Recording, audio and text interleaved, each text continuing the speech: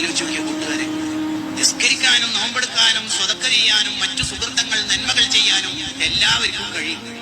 പക്ഷേ തെറ്റില്ലാത്ത ജീവിതം നയിക്കാൻ അള്ളാഹുവിന്റെ ഇഷ്ടം കിട്ടിയവർക്ക് മാത്രമേ കഴിയുള്ളൂ. ഓരോ ഹറാമ ചെയ്യുമ്പോൾ നമ്മൾ വിചാരിക്കണ്ട നാളെ തൗബ ചെയ്യാം, മറ്റന്നാൾ നന്നാവാം, റമദാനോടെ ശരിയാവാം എന്ന് വിചാരിക്കണ്ട. ഈ ഹറാമുകൾ ചെയ്യുന്നതിനനുസരിച്ചിട്ട് നമുക്ക് ബാഡ് ഇഫക്റ്റുകൾ നമ്മുടെ ഖൽബിന് വന്നുകൊണ്ടിരിക്കും. നമ്മുടെ ഖൽബിൽ കുറച്ചപ്പുറത്ത് കോടിക്കണക്കിന് ദിക്ർ ചെയ്യുന്ന മനുഷ്യന്മാരുണ്ടാവും. നിങ്ങൾ അവരെ കണ്ടിട്ട് ടെൻഷനൊന്നും ആവണ്ട. നീ ഒരു ഹറാമ് ചെയ്യാത്ത ജീവിതം ഉണ്ടെങ്കിൽ മോനെ നീയാണ് ഏറ്റവും നല്ല ഇബാദത്തുകാരനെന്ന് മുഹമ്മദ് റസൂലുള്ളാഹി. ഇന്ന് നമുക്ക് പലർക്കും അതില്ലാതെ. എന്റെ പ്രിയപ്പെട്ട ചെറുപ്പക്കാരെ, ആർക്കോ വേണ്ടി നമ്മൾ ഉറപ്പുവയ്ക്കലോ പറയാറില്ലേ മലയാളത്തിൽ, ആർക്കോ വേണ്ടി തിളക്കുന്ന സാമ്പാർ ആർക്കോ വേണ്ടി ഉറപ്പുവയ്ക്കല. നമ്മൾ ഏതെങ്കിലും ആളുകൾ വന്ന് നമ്മുടെ സമയം കവരാനും നമ്മൾ ആത്മീകമായി ചൂഷണം ചെയ്യാനും ശ്രമിക്കുമ്പോൾ അതിന്റെ പിറകെ കൂടലാണ്. ഞാൻ നേരത്തെ പറഞ്ഞ 2 ചങ്ങാതിമാര് മലപ്പുറത്ത് ഒരു കടയുടെ ഉദ്ഘാടനത്തിന് വന്നു. റോഡ് ബ്ലോക്കായി. എന്ത് കാണാൻ? വലിയൊരു ഉസ്താദിന്റെ വലിയൊരു സയ്യിദ് അവരുടെ പ്രാർത്ഥനയിൽ ആമീൻ പറയാനാണോ ആള് വന്നേ? അല്ലല്ല, ഈ പോയത്തക്കാരെ കാണാൻ, ഈ കുഞ്ഞാപ്പോളെ കാണാൻ. എന്നിട്ട് ചെറിയ മക്കളൊക്കെ തോളിലേറ്റി പൊക്കി പിടിച്ച് കാണിച്ചു കൊടുക്കുക. കണ്ടോ കണ്ടോന്ന് വാപ്പാ വളരെ ആർദ്രതയോടുകൂടെ ചോദിക്കുക. അപ്പൊ കുട്ടി കുറച്ചു നേരം കൂടി കാണട്ടെ എന്ന് പറയാ. അജർലസ് ഒന്ന് നോക്കിക്കല്ലേ, പുണ്യം കിട്ടും. സ്വന്തം അമ്മാന്റെ മുഖത്ത് നോക്കിയാൽ പുണ്യം കിട്ടും. സ്വന്തം പിതാവിന്റെ മുഖത്ത് നോക്കി വെറുതെ ഇരുന്നാ മതി, ഒന്നും ചെയ്യണ്ട, കൂലി കിട്ടും. അതിന് സൗകര്യമുണ്ടോ മക്കൾക്ക്? ഇല്ല. കുഞ്ഞാപ്പൂനെ കാണാൻ പോവാണ്. എന്നിട്ട് ദേശീയ ഗാനം പാടുക. അവരുടെ കൊമ്പങ്കാട് തറവാട്ടിലെ ദേശീയ ഗാനം. എന്തായാലും വരെ കോയാക്കാന്റെ സൈന. ആരാ സൈന?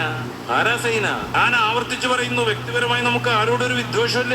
എനിക്ക് മറുപടി അറിഞ്ഞാലും വരും വേണ്ട. പറയുന്ന വ്യക്തികൾ തന്നെ ഈ മറുപടിയുമായി ഇറങ്ങണ്ട. എനിക്കിതിൽ പ്രത്യേകിച്ച് കാര്യമൊന്നുമില്ല.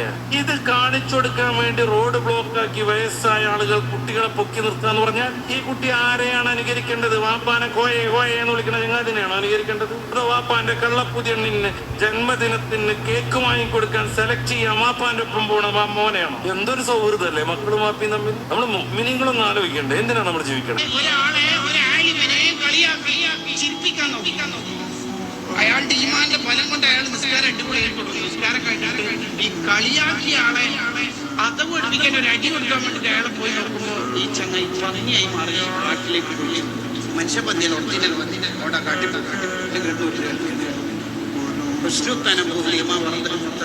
കാണാം. ഈ ചരിത്രം കോലം മാറിയ ഒരുപാട് ചരിത്രങ്ങൾ റൂഹുൽ ബയാൻ, മറ്റു പല ഗ്രന്ഥങ്ങളിൽ കാണും. കോളം മാർക്കുള്ള ശ്രദ്ധിക്കണം, അതിലൊന്നും പെടാൻ പാടില്ല. ഇവരാണ് തസൂഫിന്റെ ആള്, ഇവരാണ് സൂഫിവര്യന്മാർ. അവരെന്തിന് ഇബാദത്ത് ചെയ്തു? അവരുടെ ലക്ഷ്യം ഒരിക്കലും ജന്നത്തുഅദ്നല്ല. അവർ ലക്ഷ്യം വെച്ചത് എന്തുകൊണ്ട് നിസ്കരിച്ചു എന്നതിന് ഉത്തരം സ്വർഗത്തിൽ പോവാൻ എന്നല്ല. സ്വർഗലോകത്തെ ഖൈമകളോ സ്വർഗത്തിലെ ഹൂറുൽ ഐനുകളോ അല്ല. അതുകൊണ്ടൊന്നുമല്ല അവർ ഇബാദത്ത് ചെയ്തത്. പിന്നെ എന്തിനാണ് ഇബാദത്ത് ചെയ്തത്? സിവാനദുരിൽ ഹബീബ്, മഹ്ബൂബായ അള്ളാഹുവിനെ ഒരു തിരുദർശനം കാണണം, അള്ളാഹുവിനെ ഒന്ന് കാണണം. അതായിരുന്നു ലക്ഷ്യം. ഫദാമുനാഹും, അതാണ് ആരിഫീങ്ങളുടെ ലക്ഷ്യം.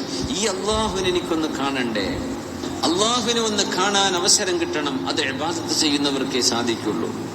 മഹത്വമേറിയ ആളുകളുടെ ലക്ഷ്യം ഇതൊക്കെയാണ്. അവരുടെ ലക്ഷ്യം സ്വർഗമല്ല, അവരുടെ ലക്ഷ്യം നരകത്തെ പേടിച്ചുകൊണ്ടുമല്ല. പിന്നെയോ അള്ളാഹുവിനെ കാണണം. അതാണ് റാബിഅ ബീവി പറഞ്ഞത്, ഇലാഹി മാ അബദ്തുക ഖൗഫൻ മിൻ നാരിക, എന്റെ രക്ഷിതാവായ അല്ലാഹുവേ, നിന്നെ ഞാൻ ഇബാദത്ത് ചെയ്തത് നിന്റെ നരകം പേടിച്ചുകൊണ്ടല്ല. വലാ തമഅൻ ഫീ ജന്നതിക, എന്നാൽ നിന്റെ സ്വർഗ്ഗം കൊതിച്ചുകൊണ്ടുമാണോ? അതുമല്ല. വലാകിന്നനി റഅയ്തുക അഹ്ലൻ ലിൽ ഇബാദ, പക്ഷേ അല്ലാഹുവേ, നീ ഇബാദത്തിന് അഹ്ലാണ് എന്ന് ഞാൻ മനസ്സിലാക്കി കഴിഞ്ഞു. അതുകൊണ്ടാണ് റബ്ബേ നീ ഇബാദത്ത് അർഹിക്കുന്നു, നിനക്കേ ഇബാദത്ത് അർഹിക്കുന്നു.